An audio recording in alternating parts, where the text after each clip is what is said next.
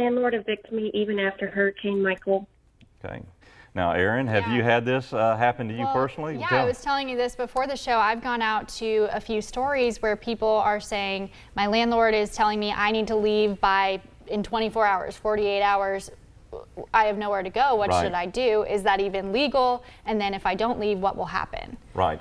Well, actually, there's some state statutes on it. And I don't know, Chris Golden, do you happen to have that statute available for us?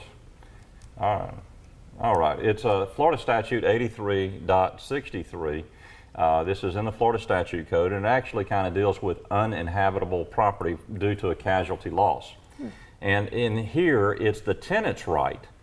It's not the landlord's right. It's the tenant's right to break the lease. And so this is probably, out of the hundreds of calls that we got, probably the #1 call we got, because first of all, the courthouse is closed.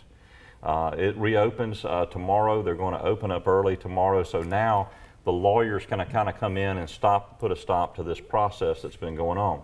We saw instances, I think it was one Saturday morning, I got a telephone call and a series of Facebook posts about one large apartment complex, or condominium complex on the beach, with upwards of several hundred people who were getting evicted that day. And we got in touch through FEMA Public Information Officer, who we met here at WMBB. We got in touch with the HUD officers actually in Washington, D.C., and they said, no, you can't do that. We actually house people at this location. And so HUD has a separate set of rules and regulations that go on top of the Florida statutes.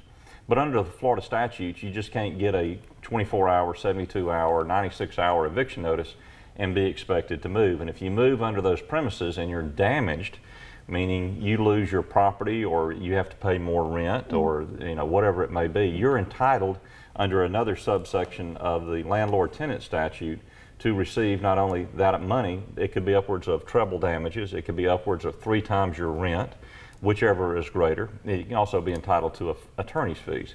And so let's talk about some of the damages that somebody might suffer in the event of a wrongful eviction. So if you get this, and we're going to talk about habitability and suitability in just a moment, but let's first talk about the damages somebody can suffer as a result of a wrongful eviction. Well, sure. And, you talk about wrongful eviction, and in the realm of landlord-tenant, the tenant essentially has the same rights as a homeowner would have, at least for the very short term when you're going through the eviction process. And what the landlord is required to do is, even if there's a hurricane, even if there's a natural disaster, they still have to follow the eviction process, which gives a specific amount of time set by statute for the landlord to notify the tenant that, hey, we're going to be terminating the lease. If they do not abide by the statute, if they do not provide the notice that is required by statute, then they could be facing a wrongful eviction. And like Larry said, you could be looking at not just getting your security deposit back, that's pretty much a given, but you're looking at also collecting compensation for those damages that you would have because you don't have a place to live.